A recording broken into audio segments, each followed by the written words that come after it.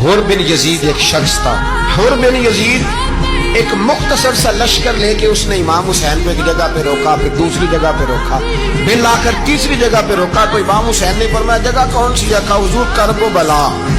فرمایا بس یہی خیمے لگا یہی. حضرت سیدہ زینب نے پوچھا امام حسین سے کہ سارے زمانے نے روکا ہے, ٹھیک ہے آپ حق پہ ہیں, یہ بھی سب نے کہا ہے آپ حق پہ ہیں, پر روکا بھی سب نے, آپ روکے کیوں نہیں؟ ابن کثیر اور ابن اسیر لکھتے ہیں امام حسین رو پڑے, کہنے لگے بہن میں رک جاتا پر میں نے رات کو نانا مصطفیٰ کو خواب میں دیکھا. تو حضور نے فرمایا حسین اگر آج یہ رواج پڑ گیا نا یزید جیسے لوگوں کا تو قیامت تک پڑا رہے گا. پھر لوگ کہیں گے کوئی نکلا نہیں تھا تو ہمیں بھی نکلنا. پھر لوگ ظالموں کے سامنے گردنیں جھکانے کے عادی ہو جائیں. میں کہتا رہتا ہوں, کہہ رہا ہوں, کربلا کی جنگ کفر اسلام کی جنگ نہیں, کفر اسلام کی جنگ نہیں کربلا کی. کیونکہ یزید تو بڑا پکا نمازی تھا, خطبہ دیتا تھا. وہ تو جب امام حسین رضی اللہ تعالیٰ عنہ نے کربلا کے میدان میں جمعے کا دن تھا تو یزید کے سامنے کو بات کرنی شروع کی عمر بن سعد کے سامنے. تو عمر بن سعد کہنے لگا حسین زیادہ باتیں نہ کر, ہمارا جمعہ لیٹ ہو رہا ہے, جنگ کے لیے تیار ہو, فٹافٹ آ. اہل بیت نبوت کو قتل کریں گے اور قتل کے بعد پھر نماز پڑھیں گے اور پھر کہیں گے اللہم صلی علی محمد وعلی آل محمد, اسی نماز میں پھر درود بھی پڑھیں گے. یہ کیسا مرتبہ ہے, کیسا انداز ہے, دوستی قاتل سے بھی مقتول سے یارانہ بھی. امام حسین نے کرب. حر بن یزید امام حسین سے کہنے لگا مجھے حکم ہے آپ کو روکنے کا, آپ آگے نہیں جا سکتے. امام صاحب نے فرمایا وجہ زمین اللہ کی ہے. اس نے کہا آپ بیعت نہیں کر رہے, یزید کی حالات آپ کے حق میں درست نہیں ہیں, آپ نہیں جائیں گے. امام روک گئے. ظہر کی نماز کا وقت ہوا تو حضرت علی اکبر امام حسین کے بڑے صاحبزادے انہوں نے اذان ظہر پڑھی تو حر بن یزید کے لشکر نے امام حسین کے پیچھے نماز ادا کی. کہا بھئی تم مقابلے میں آئے ہو, نماز پیچھے پڑھتے ہو؟ کہا حضور مقابلہ تو تلواروں سے کر رہے ہیں پر ہمارا دل تو مانتا ہے نا کہ مصطفیٰ کا نواسہ بڑی شان والا ہے.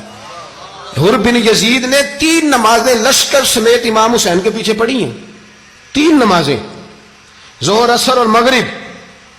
پھر امام حسین کے سامنے شرائط پیش کی کہ آپ کو یہاں گھیر لیا گیا ہے, یہاں آپ بیعت کریں گے, یہاں آپ جنگ کریں گے, 2 ہی باتیں. امام حسین نے فرمایا نہیں بھائی بیعت تو میں نہیں کرتا, اس کے علاوہ تم جو کہتے ہو میں کرنے کو تیار ہوں. اس نے خط لکھا, عبید اللہ ابن زیاد کو ایک بندہ دوڑایا پیچھے کوفے, چند میل پہ کوفہ تھا. کہا وہ نہیں مان رہے, کیا کرنا ہے؟ تو حسین ابن علی ہے, میں زیادہ دیر انہیں روک بھی نہیں سکتا. انہوں نے پیغام دیا حر بن یزید کو کہ کرنا کچھ بھی نہیں, ان کا پانی بند کر دو, بلیک میل کرو, کھانا پانی نہیں ملے گا, چھوٹے چھوٹے بچے ہیں, خود ہی مان جائیں گے. حضرت امام علی مقام کے بارے میں حر کے پاس جب یہ پیغام آیا تو حر کہنے لگا میری طبیعت نہیں مانتی حسین پر پانی بند کروں, دل نہیں مانتا. جب یہ لفظ کہے نا دوبارہ تو پھر عبید اللہ ابن زیاد نے عمر بن سعد کو 10,000 آدمی دے کے بھیجا. کہا حر بن یزید لچک دکھا رہا ہے حسین کے حق میں. 3 دن تک پانی بند رہا. 9 محرم کو عمر بن سعد نے اور لوگ بلائے. شمر ایک بڑا سخت آدمی تھا, سنگ دل بدبخت, جس نے حضرت علی اصغر کے گلے پر تیر مارا تھا, وہ اور لشکر لے کے آیا. رات کو کہنے لگا امام حسین رضی اللہ تعالیٰ عنہ سے کہ بس بڑا ہو گیا, یہ 9-10 محرم کی درمیانی رات, یہاں آپ جنگ کریں گے یا آپ بیعت کریں گے, 2 ہی باتیں. امام حسین اندر گئے, سیدہ زینب سے مشورہ کیا, باہر آئے, فرمایا بات وہی ہے جو پہلے دن والی ہے. امام حسین رضی اللہ تعالیٰ عنہ نے فرمایا بھئی بیعت تو میں نہیں کرتا, باقی جو تمہارا پروگرام ہے. شمر اور ابن سعد کہنے لگے پھر جنگ کے لیے تیار ہو جائیں. کیا انداز ہے امام حسین کا. فرمانے لگے کل جنگ کروں گا, مجھے پتا تو ہے جنگ کا نتیجہ کیا نکلنا ہے, 1 رات مجھے دے دو تاکہ میں کھل کے اپنے رب کی عبادت تو کر لوں.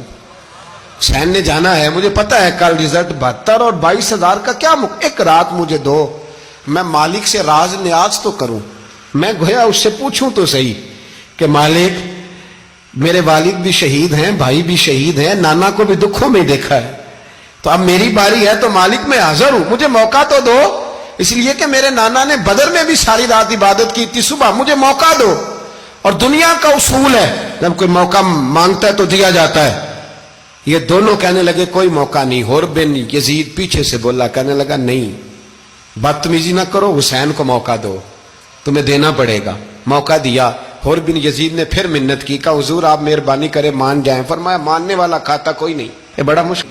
سورج چڑھا, 10 محرم کا دن, جمعے کا وقت. جناب سیدنا امام حسین رضی اللہ تعالیٰ عنہ نے ریت پر سجدے کیے, لمبے سجدے, لمبی نماز.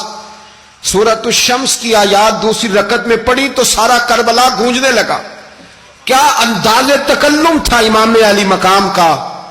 نماز مکمل ہوئی تو حر بن یزید, عمر بن سعد اور شیمر سے کہنے لگے واقعی حسین سے لڑو گے؟ پتہ نہیں کون ہے.